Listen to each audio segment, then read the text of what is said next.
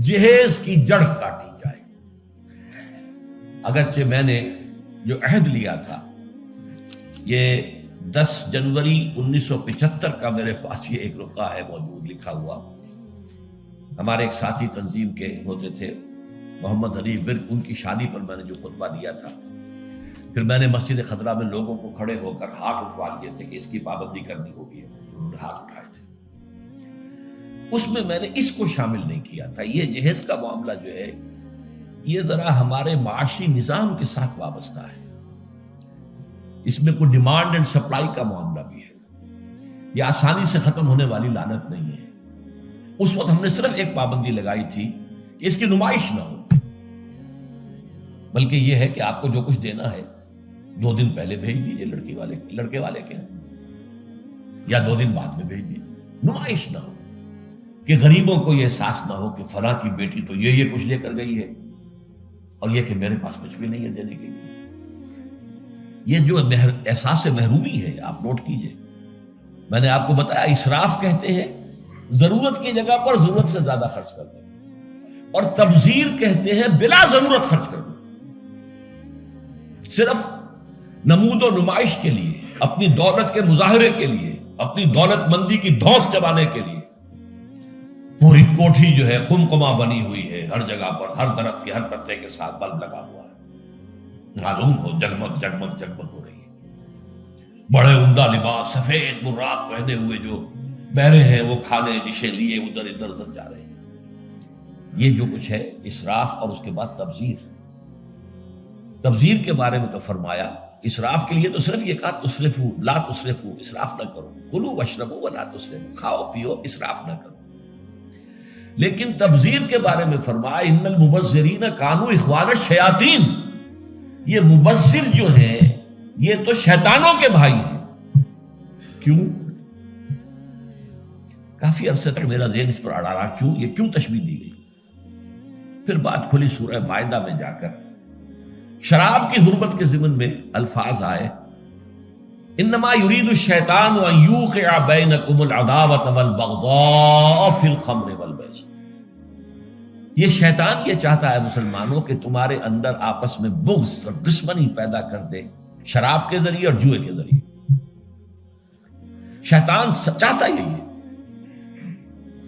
اس شیطان کا حربہ لوگوں کے دلوں کو پھاڑ دینا، کلاس کانشسنس پیدا کر دینا، محرومین اور مترفین کے علیحدہ طبقے ہو جائیں، اور پھر لڑیں گے ٹکرائیں گے پھر۔ اور یہی کام اس میں ہے، جس گھر میں لڑکی کی شادی پر اس طریقے سے پیسہ جو ہے بہایا جا رہا ہے پانی کی طرح، وہاں کوئی شوفر بھی ہے، ان کا ڈرائیور، کوئی پہرے دار بھی ہے، کوئی خانسامہ بھی ہے، اس کی بیٹی بیٹھی ہوئی ہے، بوڑھی ہو رہی ہے، وہ ہاتھ پیلے نہیں کر سکتا۔ اس کے دل کے جذبات کیا ہوں گے اس وقت؟ کیا یہ اور میں بھائی ہیں آپس میں؟ انما المؤمنون اخوۃ، یہ واز کہنے کی بات ہے، یہ سب ڈھکوسلے ہیں۔ انما المؤمنون اخوۃ، یہ ہم بھائی ہیں؟ میری بیٹی بوڑھی ہو رہی ہے، ہاتھ پیلے نہیں کر سکتا، اور ان کے ہاں دولت جو ہے وہ پانی کی طرح بہ رہی ہے۔ یہ دل پھٹ گئے کہ نہیں؟ یہ طبقاتی شعور ابھرا کہ نہیں؟ ان یوقع بینکم العداوۃ والبغضاء فی الخمر والمیسر، عداوت اور بغض اور دشمنی پیدا کر دیں گے۔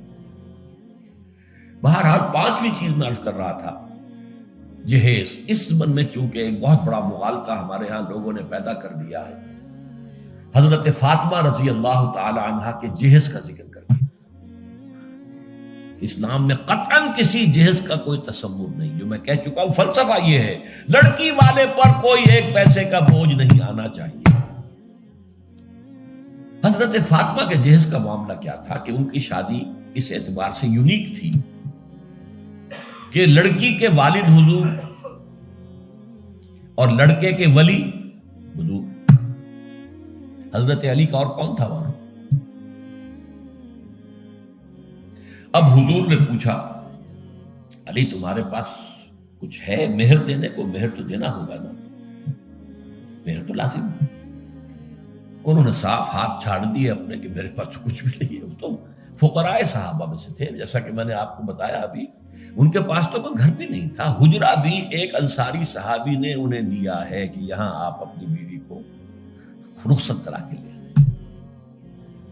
کہ میرے پاس تو کچھ نہیں۔ فرمایا تمہارے پاس ایک زرہ ہوتی تھی کہ جی ہاں زرہ جو ہے، انہوں نے کہا اصل میں سمجھا کہ زرہ تو ایک ہتھیار ہے، جہاد کے لیے ہے، وہ کوئی دولت تو نہیں ہے۔ آپ نے فرمایا جاؤ اسے بیچو یا گروی رکھو، قرض لے کے آؤ، لیکن میں تو دینا۔ وہ گئے اپنی زرہ لے کر بازار میں آواز لگائی، حضرت عثمان نے خرید لیا 30 دینار یا درہم جو بھی ہے، اس میں رقم کا میں یقین سے نہیں کہہ سکتا، اور بعد میں پھر واپس کر دی۔ اس وقت اگر ویسے ہی دیتے 30 دینار یا 30 درہم تو حضرت علی کی جو غیرت ہے اور خودی ہے اس پر بوجھ پڑتا کہ اس نے مجھے خیرات دی ہے، اس وقت تو خرید لی تاکہ کوئی بوجھ نہ ہو، میں نے زرہ بیچی ہے، پیسے لیے، بعد میں واپس کر دی ہدیۃً، یہ آپ کی زرہ واپس۔ وہ لا کے حضور کے سامنے پیسے رکھ دیے گئے۔ حضور نے کچھ تو گھر کے اندر بھجوائے کہ فاطمہ کے لیے وہ خوشبو کو تیاری کی، اچھے کپڑے کو بنائے، اور باقی سے وہ سامان بنا دیا۔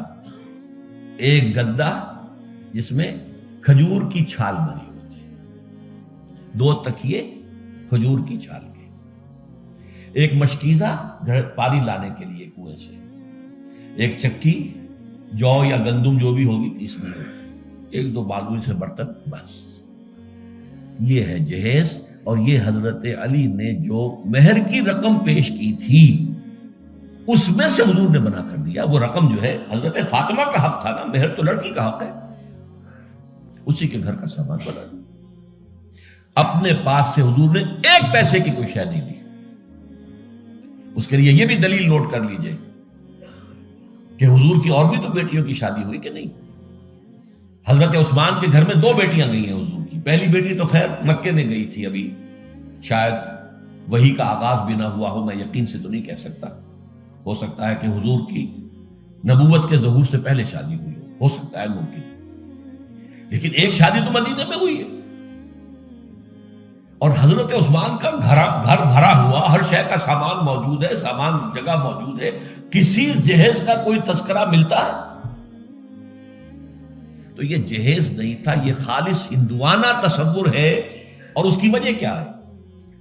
وجہ یہ ہے کہ ہندوؤں میں لڑکی جو ہے، بیٹی جو ہے، وہ وارث نہیں ہے، اسے وراثت میں کوئی حصہ نہیں ملتا، لہذا جب اسے گھر سے رخصت کر رہے تو وہ دان دہیج، یعنی یہ ایک خیرات ہے جو دے رہے ہیں، لڑکی کا حق کوئی نہیں ہے۔ بلکہ راجپوتوں وغیرہ میں تو ہندوؤں کے اندر آپ کو معلوم ہونا چاہیے، لڑکا بھی صرف بڑا لڑکا وارث ہوتا تھا تاکہ زمین کے ٹکڑے نہ ہوں۔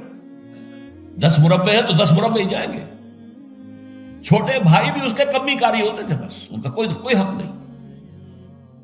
یہ اس اپنی فیوڈلزم کو برقرار رکھنے کے لیے، ورنہ 10-12 بچے ہو گئے، تقسیم ہو گیا تو فیوڈلزم تو ختم ہوا۔ پھر ہندوؤں کے ہاں تو یہاں تھا کہ لڑکی کا تو خود سوال ہی پیدا نہیں ہوتا کہ اس کا کوئی حق ہو، تو اسلام نے حق دیا ہے، لیکن یہ ہے کہ اس کا حق ہے، باپ فوت ہوگا اس کی وراثت میں سے حصہ اسے ملے گا، مما قل منہ او کثر، چاہے زیادہ ہو چاہے کم ہو، فریضۃ من اللہ، اللہ کی طرف سے فرض ہے، یہ لازم ہے۔ ماں فوت ہوگی، ماں کے اگر کوئی ہے وراثت ہے، اس میں سے بیٹوں کو بھی بیٹی کو بھی حصہ ملے گا۔ لہذا یہ ہندوانہ تصور جو جہیز کا ہے، ویسے تو یہ کہ سرکاری سطح پر تو اگر اس کی کوئی مہم چلے اور محنت ہو اور جد و جہد ہو تو اس کی جڑ کاٹی جا سکتی، لیکن بہرحال ہم نے جو عہد لیا تھا اور جس پر کہ ہم نے پابندی کرائی ہے وہ یہ ہے کہ کم سے کم اس کی نمائش نہ ہو، دکھایا نہ جائے، تاکہ یہ کہ وہ کچھ محرومی کا تصور جو ہے لوگوں کے اندر۔ سرکار سے دل جس نے سنوارا ہوگا، اس کی قسمت کا بلندی پہ ستارہ ہوگا، اس کی قسمت کا بلندی پہ ستارہ ہوگا۔ عشق سرکار سے دل جس نے سوارا